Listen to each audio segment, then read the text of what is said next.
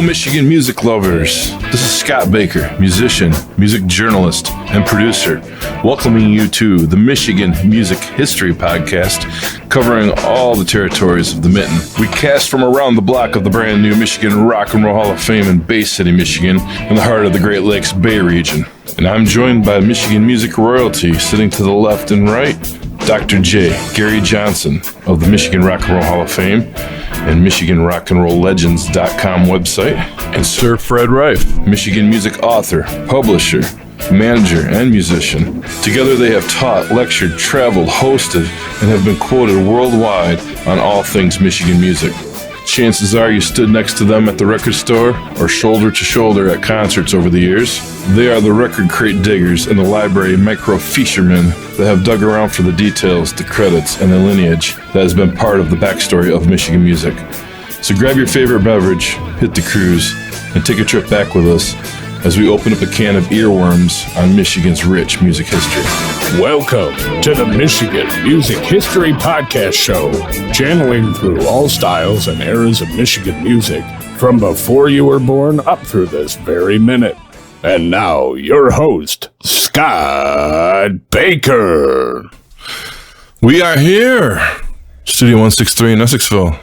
How's everybody doing tonight? Hey, doing good. Kind of a rainy, dreary night out there in Michigan, unfortunately. You know what, though? Earlier in the week, we would not be able to even be in this. We would be in a little heat hole. Yeah. So it just got cool fast enough for us to get in this little podcast room. I'm amazed. Alan says you guys just made it to the cool weather. Yeah, there was a big temperature change there, only about 30 degrees. Isn't that weird? Yeah. Hello, Michigan. And that's Michigan. Welcome to July 7th, or 8th today. How you doing, Fred? Oh, I'm doing good. Good to see you, man. Is that book rolling? You working on that book still lately, or no? Well, up until a few days ago, I've been working on it every day. Still gathering info, but also trying to all the info that I do have, try to put it together. Yeah, find the format that best fits in and how to get it all lined up. There are so many bands, and yeah, you're running into a lot more information than you probably thought, eh? Yes, and I'm also going to talk to Frankie Lugo about the Tejano music. He was just, when I mentioned it to him last week, he just, Freddie, call me. Make sure you bring in a tape recorder because I talk fast. Was he was in Question Mark, right? Right, bass player, but he also had a radio show.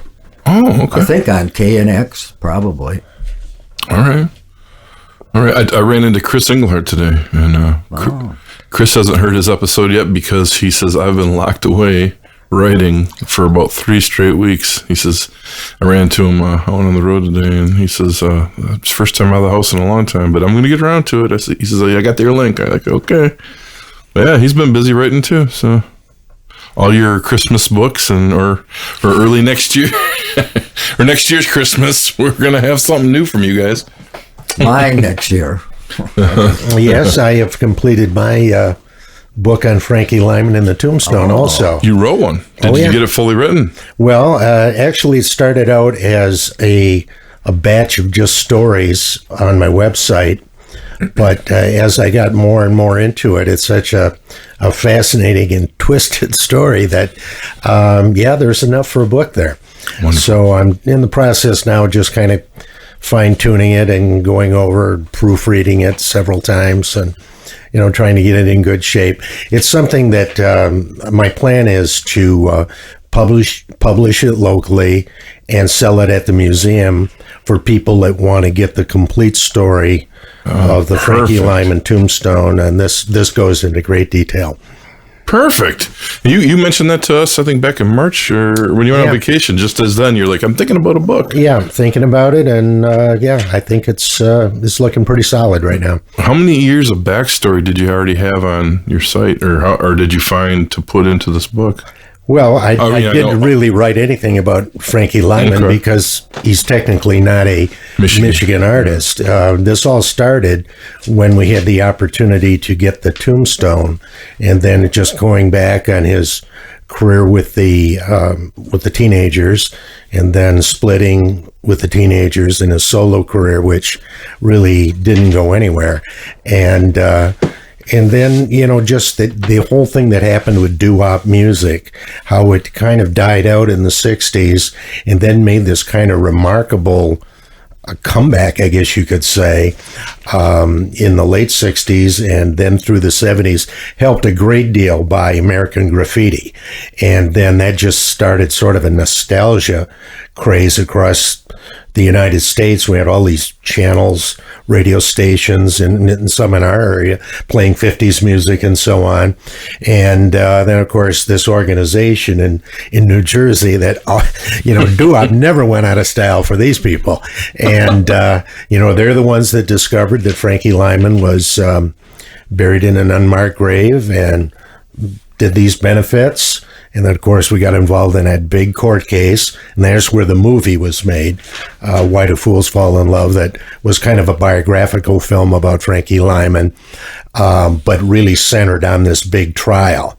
And, of course, the trial was the reason that the original Tombstone, that these folks from New Jersey had raised money and, dedicated, and all this didn't get to be placed on Frankie Lyman's tombstone.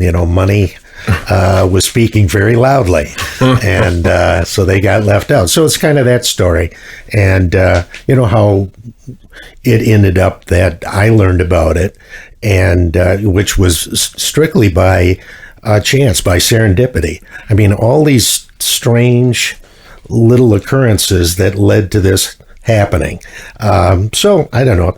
It's I think it's a very readable and interesting story for folks. Fantastic. Oh, I'm looking forward to checking that out. And I imagine you're going to sell it probably on the Legends website too. If people want, or you just want. Yeah, I don't know. It's just something that I wanted to do for the museum primarily. Okay. So it might be right now it would be sold through the museum bookstore, but if there is this great demand, which I can't really imagine there would be, but maybe we'll see. Good deal. But anyways, the Hall of Fame thing is moving along slowly, but a couple things I can just go right into. Yeah. Let's talk about the new updates. Yeah, a couple of big things happened here in the last couple weeks. One is Chad Cunningham, who has been, I would say, Bay City's main rock and roll promoter for the last 20, 25 years. Chad has this wonderful collection of memorabilia that he's had in his office at Prime Brothers, a business that he owns in Bay City along with some other businesses.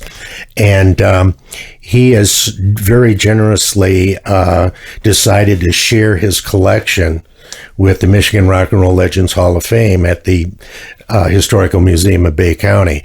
And he is, if you look back at who he's brought to Bay City, I mean, I've just got a list here. I just read off some of these names. 38 Special, Georgia Satellites, Humble Pie, Loverboy, Edgar Winter, Joan Jett, Question Mark and the Mysterians, Creedence Clearwater Revisited, Night Ranger, Foreigner with Lou Gramm, REO, Kansas, Poison, Ted Nugent, Dee Snider, Twisted Sister, Rat, Whitesnake, Darius Rucker of Hootie and the Blowfish, Tesla, Alice Cooper a couple times, Styx. Remember Finding Clyde, his band that he managed, that was right on the cusp of maybe really making something happen. Leonard Skinner, Cinderella, Skid Row, L.A. Guns, Blue Oyster Cult, April Wine, Daughtry, Collective Soul, Weird Al Yankovic. Man. George Thorogood. Yeah, George Thorogood, too. Yeah. What a lineup. So Chad got a lot of these people. He's a guitarist in his own right. And he got a lot of these folks to sign guitars. And so he's got all these guitars that are autographed, and these are going to be in the Michigan Rock and Roll Legends Hall of Fame. I think it's just going to be an outstanding display, and I think we're going to be putting it up maybe this coming Wednesday. Oh, wow. And then just a couple days ago, I got in touch with Dennis Lauren, who is a nationally known poster artist. And this guy goes back to, he was born in Michigan, and after the service, or while he was in the service in the 60s, he was stationed in San Francisco. And he got involved in the music scene that was just bursting out at that point, Jefferson Airplane, Grateful Dead, and so on. And, he had taken some art classes back in Michigan and got involved in the poster scene. Oh, wow. And you imagine this, like the first posters this guy did were Muddy Waters, the Youngbloods, and Jimi Hendrix. Oh, jeez. So anyways, Dennis has had an amazing career. He's been the art director for a couple of real important music magazines, Goldmine, kind of the collector's magazine, and also Cream. Right toward in the late 80s with Cream magazine. He's worked with all the greats, Gary Grimshaw, very famous poster artist from Detroit. So anyways, Dennis has very generously agreed to display some of his poster work at the museum. And what we may be looking at is sort of like a rotating display, so that we'll have some of his posters and we'll have them up for a certain period of time, and then we'll be bringing some other ones up. And, Dennis isn't just dealing with the older groups. He's done a lot of just classic poster art for the White Stripes. Okay. The White Stripes are in the Michigan Rock and Roll Legends Hall of Fame. And let me tell you, I want one of those White Stripes posters. He's even got a poster of a show that I saw. I had a good friend that lived in the Detroit area, and we went down and we saw the White Stripes and the Strokes. Oh, you were at the... Okay. Yeah, at Shane Park. And Dennis did that poster for that show, which was really cool. I'm going to try to get that one. So really, really big news on that front. Also, we have some people doing some mural work in the museum. One of them is done. I don't want to say too much about that one yet, because there's more that's going to be added on to that particular mural. But it is very, very impressive. And so things are moving, but boy, there's still a tremendous amount of work to be done.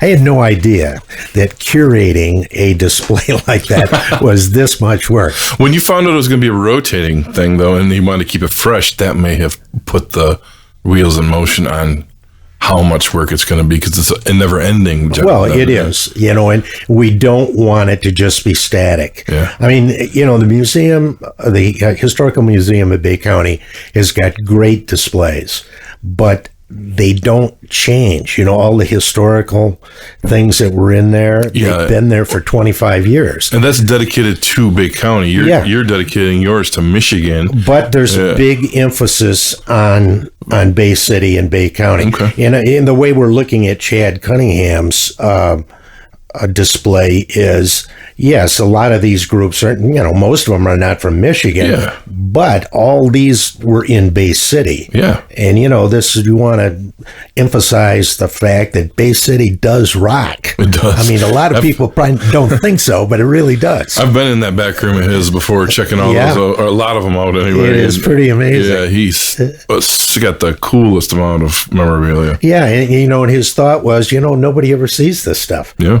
The few people that get back, and I'd been in there before and seen it, but most people have never seen that collection. So nice of him to share that. Chad's a great guy, and he really cares about Michigan rock and roll, and his role in it. It really, he has played a pretty important role. Label owner, and kind of got Question Mark and the Mysterians back rolling again. He even got the album rolling, and he got the label contacts for him out of his own Bullfrog Records label. So and he had those groups, the Haskells. Yeah, with Andy Reid. Andy Reid's first band, really. Yeah. And Lucid Jones. That was before the one you mentioned earlier. That it was his own little apex band to get running there. Yeah, exactly. And that cool. CCR gig and that Styx gig, and I think the other one was it might have been 3 Days of Grace they were called.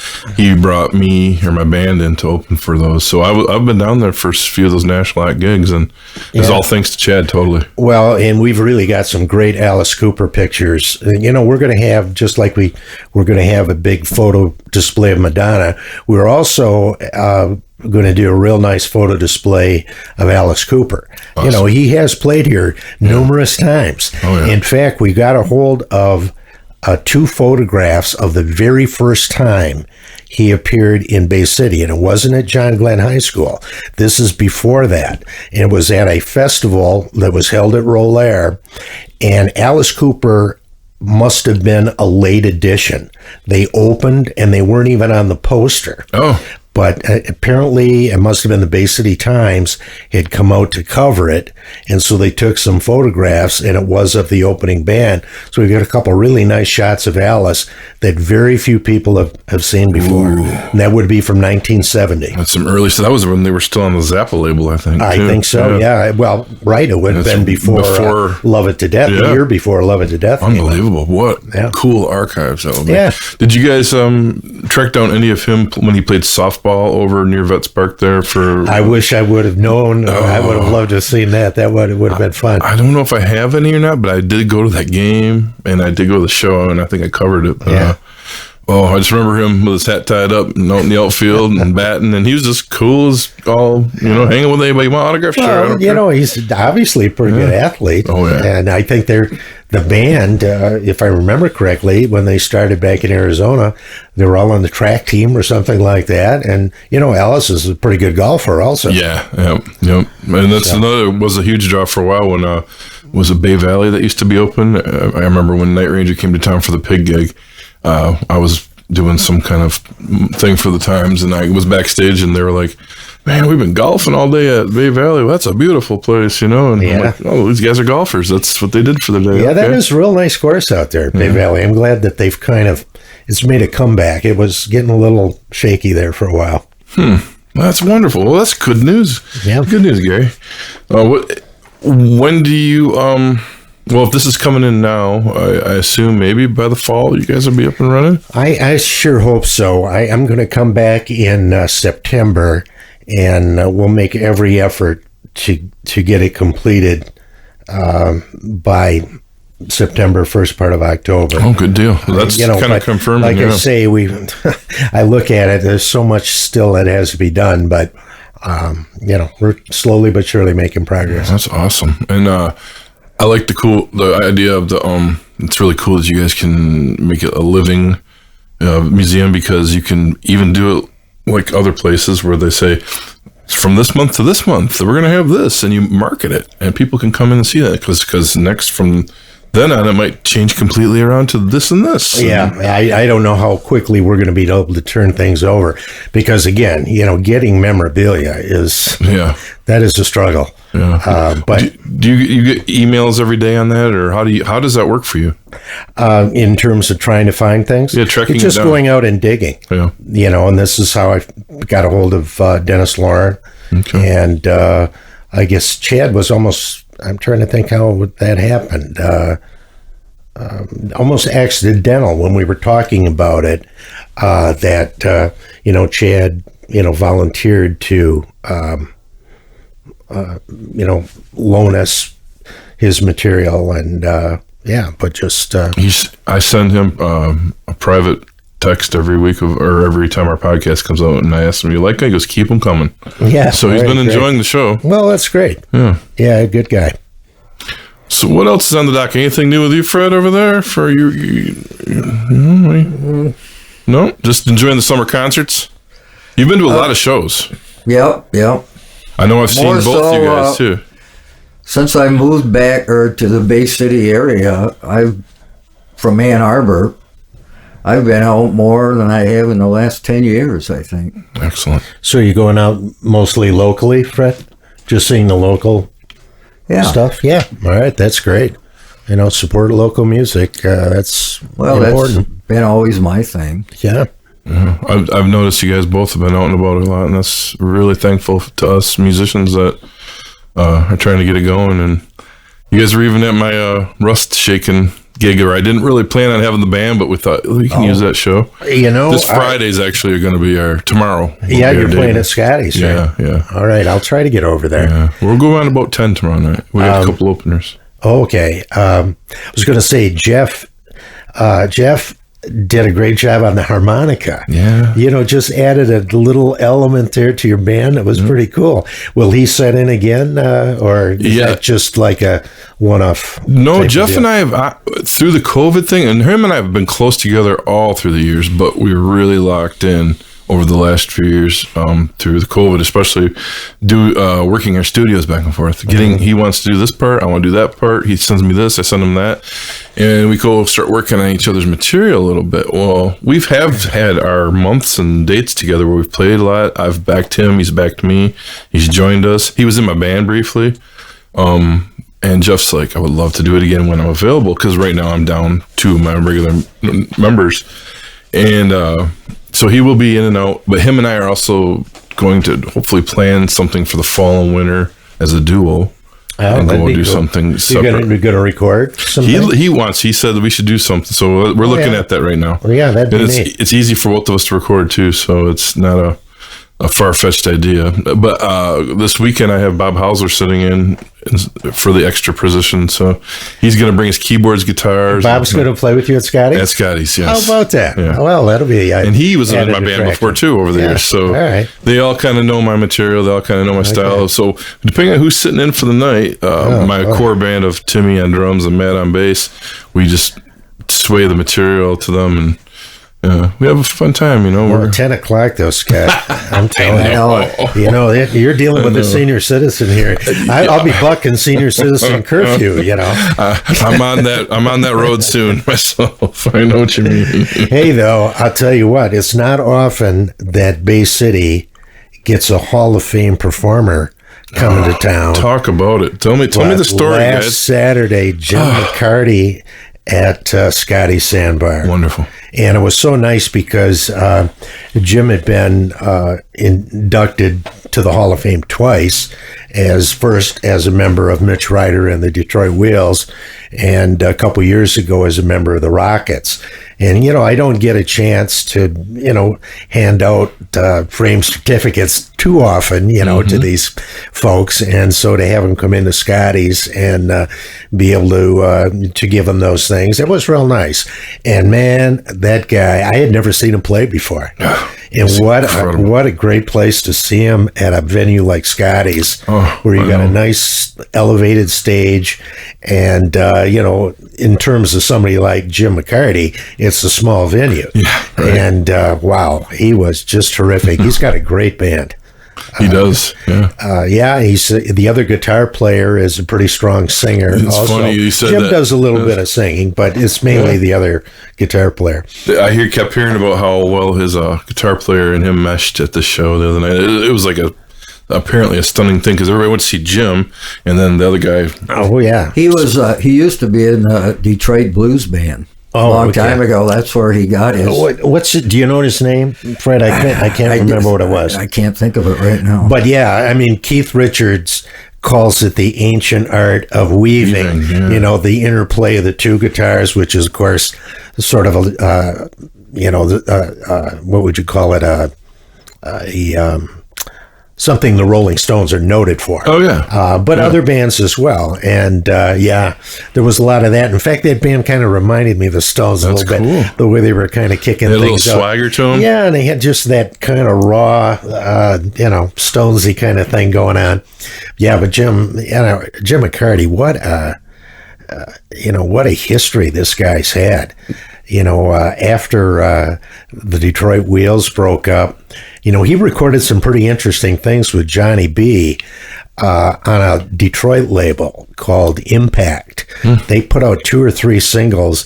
The most famous one is Linda Sue Dixon, which was, the letters LSD. But that is a classic. I mean, look that one up it's probably on YouTube, I'm sure. We're going to need a weekend one from you guys on those.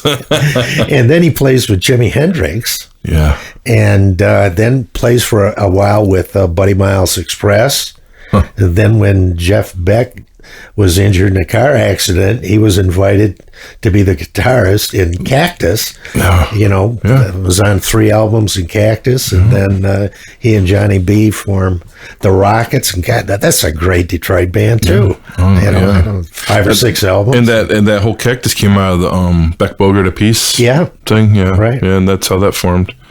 Yeah, and I used to be one of the board members of Saginaw Area Blues Society back in the early aughts, and we brought Jim up to Shooters, I think it was in Saginaw, and I remember him and the guitar players, probably the same guy, and they would weave all night long, and they were doing the blues show, and it was, you just sat there with your jaw dropped all night long. Was it Mystery Train, or was it a different band? Mystery Train, yeah.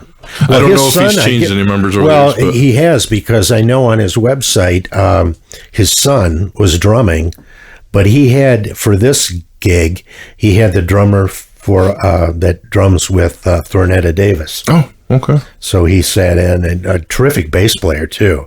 I guess I'm not sure if he's a regular in Jim's band, but this was their first gig since COVID. Wow. So they were pretty anxious to play. But I guess he had a good time, and he told Scotty he'd like to come back. Oh, wow. That's great. That's been a second time there, right? He went there, and Scotty said the first time, Paul Cook promoted it, and then Paul didn't do any advertising. And Scotty felt like he really got burned on it, because there were hardly anybody there. No one knew that Jim was playing. But despite the fact it was fireworks night in Bay City, everybody and their brother. Oh, that's how I screwed that up. I got home. I did an afternoon show. Got home and rehearsed with Bob for our show tomorrow. Bob came over, so he left, and I'm like, I need to eat some food and just chill. I had just done like almost 24 hours of nonstop playing, so which is great for me. I'm all excited. Family was gone. I ate some food and passed out, woke up and go, what was I doing today? Well, I'm not going down to the fireworks, that's for sure, not this late. I don't remember what I was doing, went back to bed. Well, the nice thing about Scotty's is they've got their dock out there. So when the fireworks started, we just took a chair and went out on the dock and watched them. There were maybe, maybe 2 or 3 dozen people out there. It wasn't like, it wasn't packed, downtown Bay City or shoulder to shoulder. Yeah, it was really nice. And of course, a beautiful night too. It was fabulous. Awesome. Now, is your Rock and Roll Hall of Fame display still down there? Your Legends display? Is it still, some of it is down there? It's all down there. Okay. Scotty and I had an agreement, we didn't need anything written down on paper, and I'm sure not going to back out on that. He was a great guy, and, he's helped me in a lot of ways, and I'm glad to help him back. That's wonderful. So it's still going to be downtown and at Scotty when the time comes. We'll be in some kind of rotation. It'll be an east side and west side. That's wonderful. And that's perfect for Bay City. Yeah, sure is. Perfect. Oh, and you caught that McCarty gig, right, Fred? Many, many times. He plays in Detroit at the clubs every weekend. Well, before COVID. Yes, yeah. So he was around a lot. Did you bring him into any of them festivals back in the day? No. No? Okay. But you were involved in the blues scene hard down there, so you swayed in his area a lot. Came across him a lot then. Well, I come across him a lot, but I wasn't really involved in the Blues Society, even though I got the Lifetime Achievement Award. But it's a long story. Well, Jim isn't really a blues player. That's true. And he's a rock and roller with definite blues influences. But the thing that's funny is that he took the blues route, even with Mystery Train and all, over the last 10-15 years. And someone says, wow, I went there expecting Rockets. I went there expecting to hear Detroit Wheels. I got one. I got, the Peter Green cover. And I said, but listen, Bobby Balderrama, when he does question mark. But when he's solo, he goes smooth jazz. You don't get the same thing. It's the same with McCarty. He's a blues musician right now until it changes outside of his rock and roll show when he goes back with Cactus or whatever he does, Because him and Carmine still play, and they put out a record a couple of years back. I got it. It's really good. Yeah, that was the Cactus. The reunion. 5 or something. Yeah, the Cactus reunion. I think him and Johnny B are doing something again.